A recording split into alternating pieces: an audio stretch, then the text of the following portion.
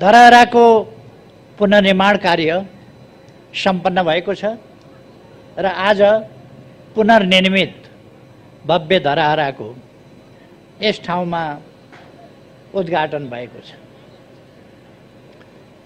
यति बेला यस घडीमा म धरहराको पुनर्निर्माण सम्पन्न भएको र पुनर्निर्मित धरहराको 20औं तल्लाबाट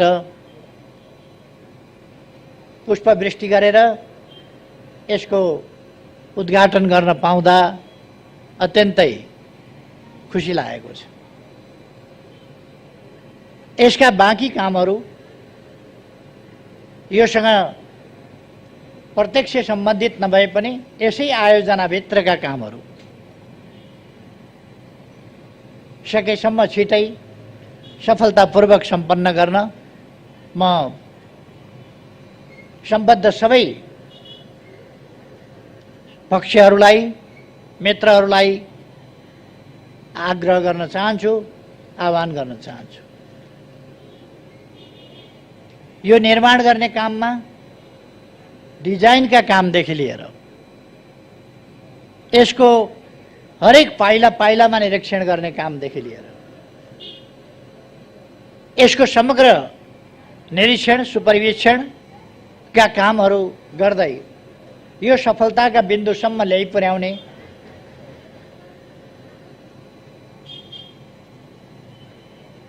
पुनर्निर्माण प्राधिकरण, त्यसका कार्यकारी प्रमुख लगायत प्राधिकरण सिंहैलाई म बधाई भन्न चाहन्छु र धन्यवाद भन्न चाहन्छु।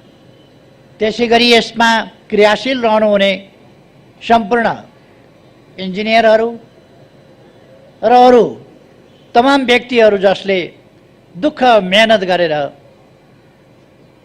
यसलाई सम्पन्न गर्नुभएको छ, सबैप्रति पनि म धन्यवाद ज्ञापन गर्न चाहन्छु। आज राति पनि मैले हेरिरहेको थिएँ, राति पनि काम चलिरहेको थियो। यसलाई लिप्ने, बढार्ने, पोत्ने अनेक कामहरू आज राति पनि देखाइराखेको मैले देखेको थिएँ। यसरी दिन रात नभनिकन यस काममा जुटेर यसलाई सफल बनाउने सबै धन्यवादका पात्र हुनुहुन्छ।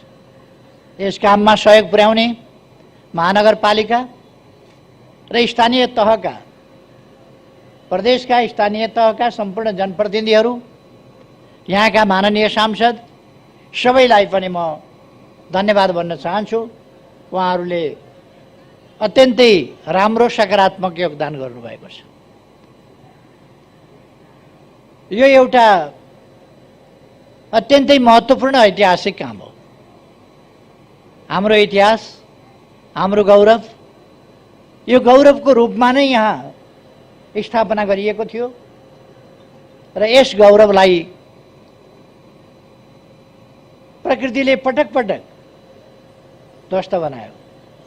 पटक पटक यो पुनर्निर्माण पनि भयो। तर त्यति बेलाको प्रविधि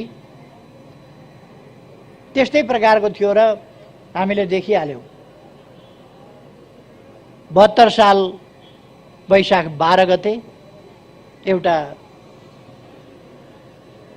त्रासदीपूर्ण र विनाशकारी भूकम्पले यसलाई फेरि डढायो।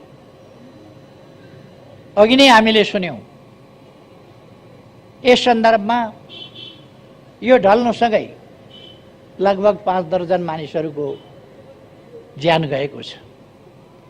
म उहाँहरूलाई स्मरण गर्दै अहिले पनि फेरि एकपल्ट श्रद्धासुमन अर्पण गर्न चाहन्छु। त्यति बेला त्यस दुर्घटनामा परेर पनि बाँच्न सबल भएकी चेलीलाई भर्खरै हामीले सम्मान गरेका छौँ। अरू निर्माण काममा जुट्ने साथीहरूलाई हामीले सम्मान गरेका छौँ। उहाँहरू सम्मान लायक हुनुहुन्छ र म उहाँहरूलाई फेरि पनि सम्मान भन्न चाहन्छु, जसले सम्मान प्राप्त गर्नुभएको छ। अरू पनि थुप्रै सम्मान प्राप्त गर्न योग्य योगदान गरेका व्यक्तिहरू हुनुहुन्छ, तर त्यसमध्ये छानेर हामीले सीमित गर्नु पर्यो सम्मान प्राप्त गर्ने व्यक्तिहरूलाई। स्वाभाविक हो कि सबैलाई सम्मान गर्न सम्भव पनि भएन र त्यसमध्ये अग्रणी भूमिका खेल्नेहरूलाई हामीले सम्मान अर्पण गरेका छौँ। हामीले धरहराको पुनर्निर्माण एउटा नेपालको गौरव, काठमाडौँ चिनिने एउटा काठमाडौँको परिचय, नेपालको परिचय, नेपालको गौरव र यससँग एउटा इतिहास पनि जोडिएको छ। यसरी हामीले यसलाई ढलिरहन दिनु हुँदैन थियो र यसमा यद्यपि मैले 72 साल फागुन 4 गते सुरु गरेको मै बनाउँछु मेरो धरहरा अभियान अन्तर्गत हरेक नागरिकले आफ्नो तर्फबाट गर्ने योगदानबाट नै हामी धरहरा बनाउँछौँ भन्ने अभियान थालेको थिए। तर त्यो अभियान त्यस रूपमा अगाडि जान सकेन। त्यसका कारणहरूतर्फ म जान चाहन्न, तर जान सकेन। तर पनि फेरि हामीले अर्को अभियान सञ्चालन गर्नु पर्यो। तर त्यो अभियानको अंश र मात्रा यसमा जोडिएको छ। अर्थात् त्यस अभियान अन्तर्गत तत्कालै मैले घोषणा गर्ने बित्तिकै केही व्यक्तिहरूले सहयोग गर्नुभएको थियो। त्यसै स्थानमै सहयोग गर्नुभएको थियो र मैले अहिले नाम बिर्सेँ, उहाँले बताउनु भएको थियो। उहाँले तत्काल 1000 रुपियाँ दिएर सुरु गर्नुभएको थियो, एकजना व्यक्ति त्यहाँ उपस्थित भएको सर्वसाधारणले। त्यहाँबाट त्यसको अभियानको सुरु भएको थियो र सायद 36 करोड जति रुपियाँ त्यसमा उठ्यो होला। 24 करोड रकम उठेको रहेछ। जे होस्, देशभित्र र बाहिर रहेका थुप्रै नेपालीहरूको 24 करोड यसमा सहयोग पनि परेको छ। अर्थात् जनताका विभिन्न सहयोगका सहभागिताका आयामहरू छन् यसमा, भावनाका आयामहरू छन् यसमा। अघि नै साथीहरूले भन्नुभयो हामीलाई किन धरहरा भाँचिँदा मन भाँचिन्छ, धरहरा ढल्दा किन हामी आफै ढले जस्तो लाग्छ र धरहराको भग्नावशेष हेर्दा आफ्नो इतिहास नै एउटा खण्डहर भएको जस्तो लाग्छ र किन हामी धरहरा उठ्दा आफै फेरि बौरिएर उठे जस्तो लाग्छ। यो हाम्रो भावनासँग जोडिएको छ, हाम्रो गौरवसँग जोडिएको छ, हाम्रो अतीत र इतिहाससँग जोडिएको छ। त्यसै कारण यसलाई उस्तै देखिने गरी हाम्रो नारा नै थियो, अझ राम्रो बनाउने, बिल्ड बेटर। त्यो नारा हाम्रो थियो, अझ राम्रो बनाउने। र मैले पुनर्निर्माणका कामहरूमा अथवा निर्माणका कामहरूमा भन्ने गरेको छु, भरसक हाम्रो इतिहास झल्कियोस्, हाम्रो विगतको गौरव झल्कियोस् र आजको आधुनिकता पनि टल्कियोस्। इतिहास झल्किने, आधुनिकता टल्किने, त्यस प्रकारको धरहरा र आधुनिक सामग्रीहरू प्रयोग गरेर अब नभत्किने खालको धरहरा। त्यसका लागि सुरुदेखि नै यसको क्षेत्रफल कति हुनुपर्छ, यसको जग कसरी निर्माण गर्नुपर्छ देखि लिएर मैले एउटा अवधारणा प्रस्तुत गरेँ र मलाई खुसी लागेको छ त्यस अवधारणालाई, यसको बेसमेन्ट सम्बन्धी अवधारणा, अरू कुराहरू सम्बन्धी अवधारणा, यसको क्षेत्रफल सम्बन्धी अवधारणा, सुन्धारा सम्बन्धी अवधारणा, गाडीको पार्किङ सम्बन्धी अवधारणा र यो पुरानोलाई संरक्षण गर्ने, भग्नावशेषलाई संरक्षण गर्ने कसरी भन्ने कुराको अवधारणा, ती सब कुराहरू मैले अगाडि बढाएको थिएँ र त्यसलाई पुरातत्व विभाग लगायत डिजाइनरहरूले ती सबै कुराहरूलाई ध्यानमा राखेर गरिदिनु भयो। त्यसकारण मलाई अत्यन्तै खुसी लागेको छ कि ती अवधारणाहरू अनुरूप नै हामी अगाडि बढ्न सक्यौँ। त्यसले गर्दा भव्य धरहरा, बलियो धरहरा, सुन्दर र आकर्षक तर मजबुत धरहरा। पहिलेको धरहरा भन्दा यो 22 मिटर, यो पछिल्लो होइन, पहिले निर्माण गर्दा सुरुमा 11 तले हुँदाखेरि जति थियो 62.88 मिटरको थियो त्यस बेला। तर 62.88 मिटरको ठाउँमा अहिले कति 86.5 85 हो 86.85 मिटरको 61.88 मिटरको ठाउँमा अहिले 86.85 मिटरको अथवा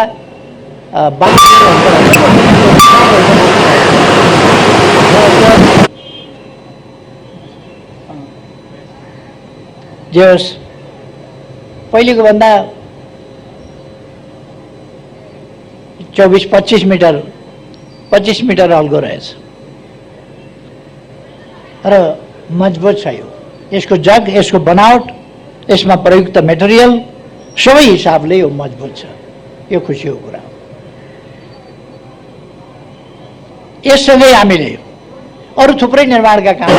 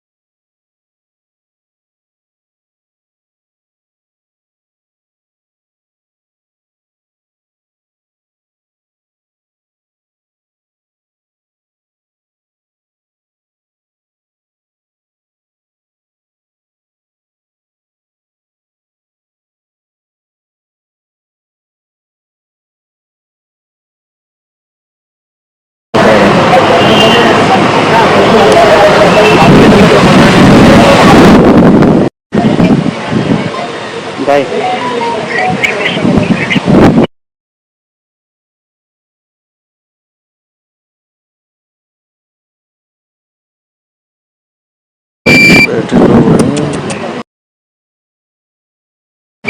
होइन म एकछिन कति जान्छ त्यति धरहरा किनभने कति अघिदेखि यही नै गरिरहेको छु म इन्स्टामा।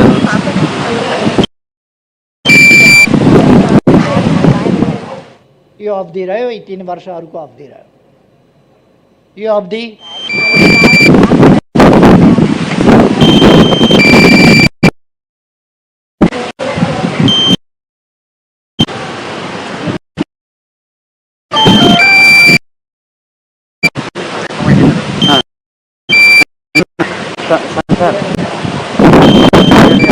टिएमओलीको हाल्नु न, अडियो चाहिँ टिएमओली पठाउनु।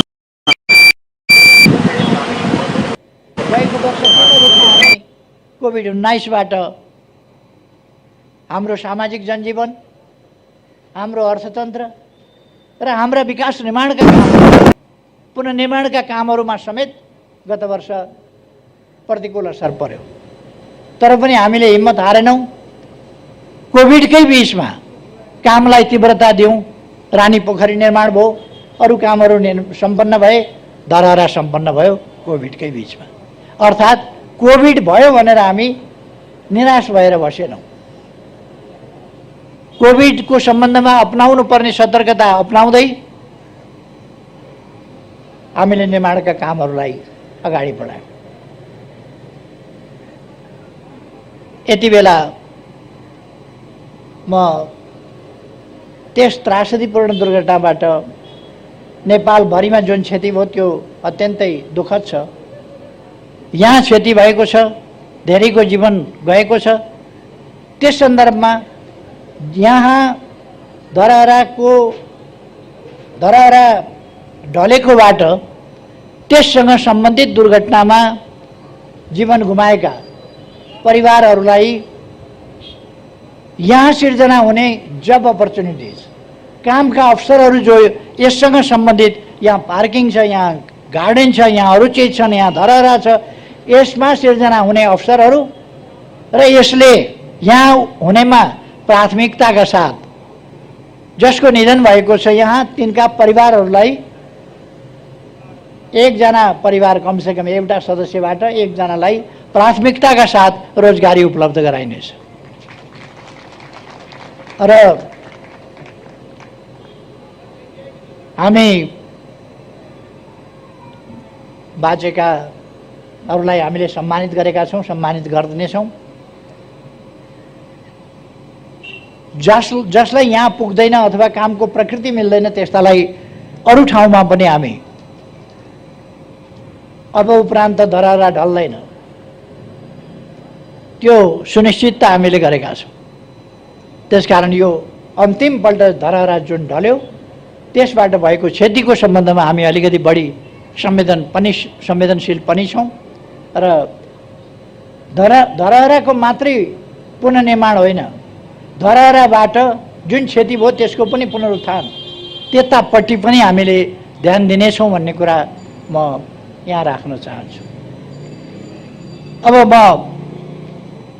धेरै कुराहरू भन्नुभन्दा पनि समृद्ध नेपाल, सुखी नेपाली बनाउने हाम्रो राष्ट्रिय आकांक्षा, हामी देशलाई एउटा सुशासनयुक्त, आधुनिक, विकसित, अत्यन्तै सभ्य, सम्भ्रान्त, आकर्षक, सुन्दर, विकसित देशको रूपमा बनाउन चाहन्छौँ, विकास गर्न चाहन्छौँ र त्यो समृद्धि जनतालाई उपलब्धिहरूको हिस्सेदारी पनि समुचित ढङ्गले उपलब्ध गराउने गरी, कोही पनि भोकै नपर्ने गरी, कोही पनि भोकमरीमा परे भन्ने स्थिति नहुने गरी नेपाललाई विकसित गर्छौँ। यस बीचमा हामीले सडकभरि देखिने बालबालिकाहरू, सडक बालबालिकाहरू, त्यो सडक बालबालिका सडकमा देखिने स्थितिलाई अन्त्य गरेका छौँ र अन्त्य गर्दै जानेछौँ। मैले भनेको छु काठमाडौँका सडकभरि सहयोगापक्षी मानवहरू देखा पर्थे, अहिले देखा पर्दैनन्। देखा परे भने उनीहरूको हामी बन्दोबस्त गर्छौँ। त्यसर्थ यो 2078 साललाई हामीले विभिन्न ढङ्गले अनेक कुराहरू नयाँ घोषणा गरेका छौँ। 2078 साल सडक बालबालिका मुक्त, सडक सहयोगापक्षी मानव मुक्त र सडक भिखारी मुक्त नेपाल हुनेछ। सिंगै नेपाललाई हामी 78 सालभित्र सडक बालबालिका मुक्त, भिखारी मुक्त र सहयोगापेक्षी मानव मुक्त, कोही पनि अलपत्र हुन पाउँदैन यहाँ, किनभने यहाँ अभिभावकत्व लिने सरकार छ। जो दुखी छ, जो गरिब छ, उसको दुःख, उसको गरिबी, उसका समस्याहरू समाधान गर्ने सरकार छ। यति बेला म नेपाली जनतालाई, सम्पूर्ण दिदीबहिनी दाजुभाइहरूलाई आग्रह गर्न चाहन्छु, देश हामीले बनाउने हो, हामीले बनाउने हो देश र हामी बनाउन सक्छौँ।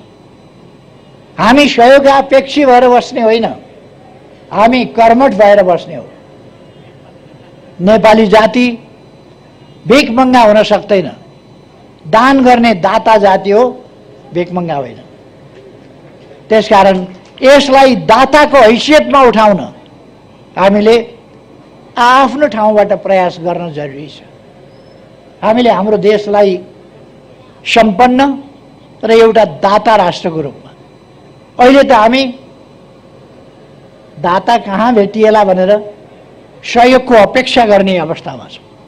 यस अवस्थालाई हामीले फेर्नुपर्छ। हामीसँग स्रोतहरू छन्, हामीसँग खनिजहरू छन्, हामीसँग उर्वर जमिन छ, हामीसँग नदीनालाहरू छन्, हामीसँग हिमाल छ, हामीसँग पहाडहरू छन्, हामीसँग उपत्यकाहरू छन्, हामीसँग तराई छ,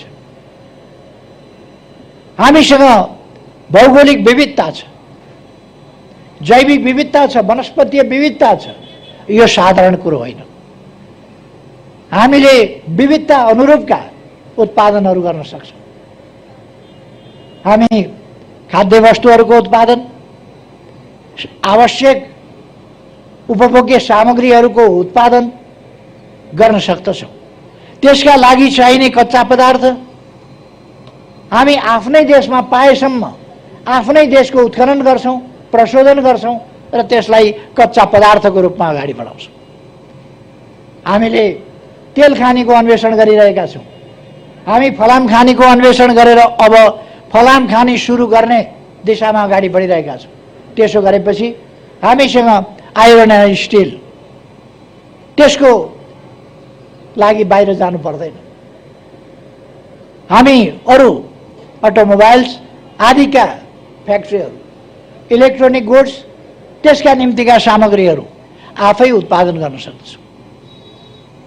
त्यसै कारण हामी अब विभिन्न चिजहरू आफ्नै देशमा, रासायनिक मल आफ्नै देशमा, इलेक्ट्रिक गाडी आफ्नै देशमा, लगायतका चिजहरू, अरू मेसिनरी सामानहरू यो हामीले प्रयोग गर्नै पर्ने भएपछि मोबाइल किन आफै उत्पादन नगर्ने, कम्प्युटर किन आफै उत्पादन नगर्ने, टेलिभिजन हेर्नै पर्ने भएपछि टेलिभिजन हामीले किन आफै उत्पादन नगर्ने। जे चिज हामीलाई चाहिन्छ ती चिजहरू हामी आफैले उत्पादन गर्नुपर्छ। हामी उत्पादक हुनुपर्दछ, उपभोक्ता मात्रै होइन। अहिलेसम्म हाम्रो ट्रेन्ड उपभोक्तावाला ट्रेन्ड छ। हामी जे पनि उपभोक्ताको रूपमा उपभोग गर्छौँ, बाहिरबाट आयात गर्छौँ, दुःखले कमाएको पैसा बाहिर पठाउँछौँ, अरूको बजार बन्छौँ, आफ्नो सामान उत्पादन गर्न सक्दैनौँ। यो स्थितिको अन्त्य गर्नुपर्छ। यो स्थितिको अन्त्य गर्नका लागि नै सरकार लागेको छ र यसका नतिजाहरू देखा पर्न थालेका छन्। हरेक क्षेत्रमा अत्यन्तै तीव्र गतिका साथ काम गरिरहेका छौँ। आज बिहान मात्रै हामीले वीरेन्द्र सैनिक अस्पताल, त्यस ठाउँमा अर्को 750 बेडको आधुनिक सुविधा सम्पन्न भव्य अस्पतालको शिलान्यास गर्यौं, जहाँ आकस्मिक रूपले आइपर्ने समस्याहरू, अप्ठ्याराहरू 6000 सम्मलाई सम्बोधन गर्न सक्ने, उपचार गर्न सक्ने गरीका 6000 थपलाई उपचार गर्न सक्ने र नियमित रूपमा 750 बेडको स्तरीय विभिन्न विधाहरूमा उपचार गर्न सक्ने त्यस प्रकारको अस्पतालको शिलान्यास हामीले गरेका छौँ।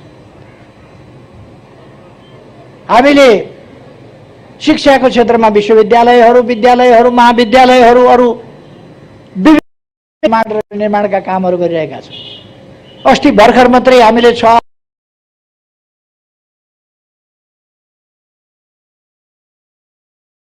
खर्च गर्यौँ।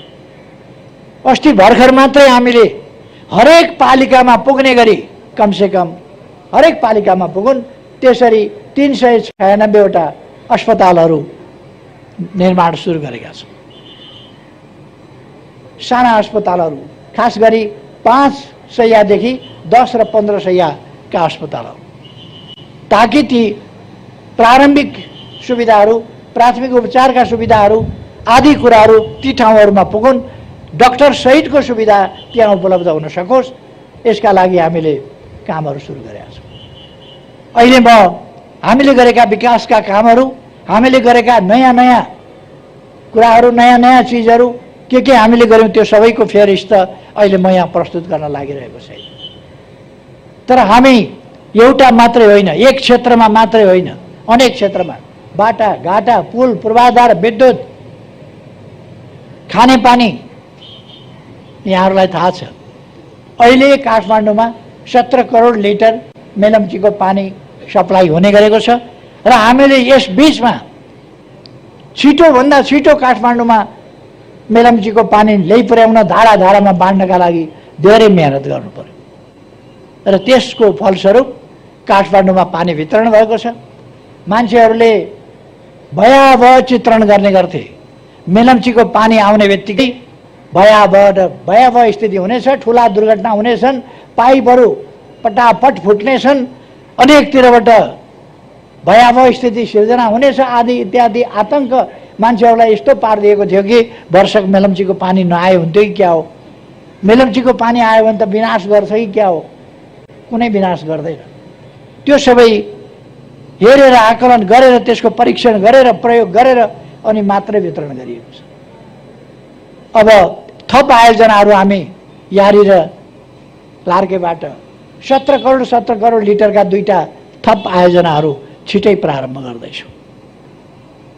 तराईका सिँचाइका कामहरू, भेरी बबई डाइभर्सनका काम, सुनकोशी मरिन डाइभर्सनका काम, यी कामहरू अगाडि बढिरहेका छन्। अर्थात् यस्ता थुप्रै विकास निर्माणका काम भएका छन् जसमा मैले धेरै केही भन्नुपर्दा जस्तो लाग्छ।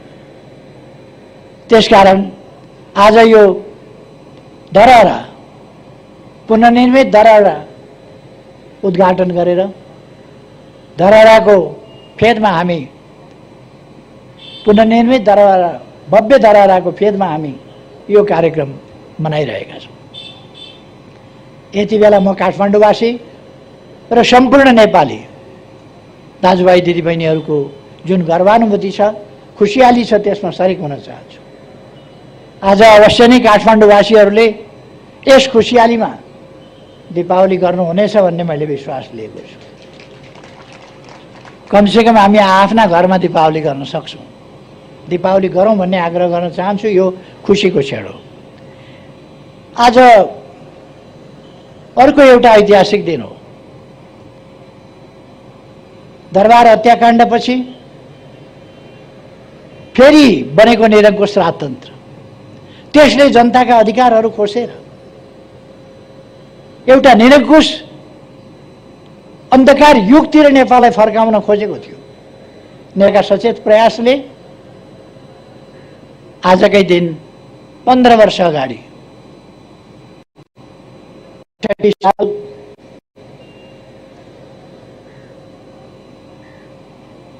वैशाख 11 गते सफलता प्राप्त गरेको थियो र यसलाई हामी लोकतन्त्र दिवसको रूपमा पनि भन्ने गरेका छौँ, मनाउने गरेका छौँ। यस लोकतन्त्र दिवसको सन्दर्भमा पनि म सम्पूर्ण नेपाली दाजुभाइ दिदीबहिनीहरूमा हार्दिक बधाई भन्न चाहन्छु, धेरै धेरै शुभकामना भन्न चाहन्छु। लोकतन्त्र सुदृढ हुँदै गएको छ। लोकतन्त्रलाई कमजोर पार्न खोज्ने दक्षिणपन्थी प्रतिक्रियावादी शक्तिहरू कमजोर हुँदै गएका छन् र विभिन्न प्रकारले देश, जनता, विकास, समृद्धि, जनताको सुखसँग मतलब नभएका स्वार्थमा तल्लीन तत्त्वहरू छटपटाई पनि रहेका छन्। यसमा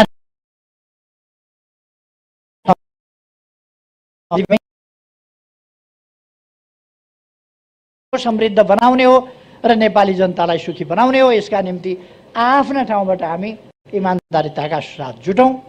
धरहरा निर्माण हुँदो रहेछ भयो, रानी पोखरी निर्माण हुँदो रहेछ भयो, मेलम्चीको पानी ल्याउन सकिने रहेछ आयो। अगाडिका कामहरू, समृद्धिका निम्तिका हाम्रा प्रयासहरू पनि सफल हुन सक्छन्। सफल पार्दै हामी अगाडि बढ्न सक्छौँ। हामीले बृहत्तर टोडीखेल क्षेत्र, धरहरा लगायत, घण्टाघर लगायत, रानी पोखरी लगायत, टोडीखेल क्षेत्रको भृकुटी मण्डप लगायतको क्षेत्रको कस्तो खालको चाहिँ भोलि डिजाइन बनाउँछौँ भन्ने कुरा यो 2-3 वर्ष कतिभित्र हामी सक्छौँ यसलाई। त यो पनि डिजाइन अघि प्रस्तुत भएको थियो।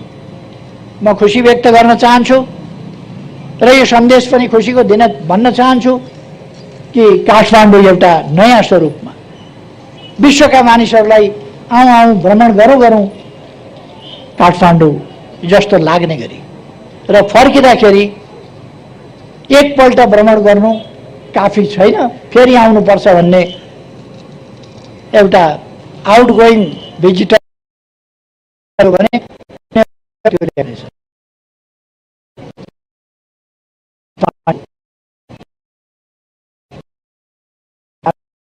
बनाऊ, यही आग्रहका साथ आजको यस खुसियालीमा सबैसँग म खुसी सेयर गर्दै आफ्नो भनाइ टुङ्ग्याउँछु। धन्यवाद। पुनर्निर्मित धरहरा समुद्घाटन समारोहका प्रमुख अतिथि सम्माननीय प्रधानमन्त्री केपी शर्मा ओलीज्यू समक्ष सम्बोधनका लागि म हार्दिक आभार व्यक्त गर्न चाहन्छु। र अब आजको यस समारोहमा अध्यक्षता ग्रहण गरिरहनुभएका राष्ट्रिय पुनर्निर्माण प्राधिकरणका प्रमुख कार्यकारी अधिकृत ज्यूलाई मन्तव्यको लागि म हार्दिक अनुरोध गर्दछु।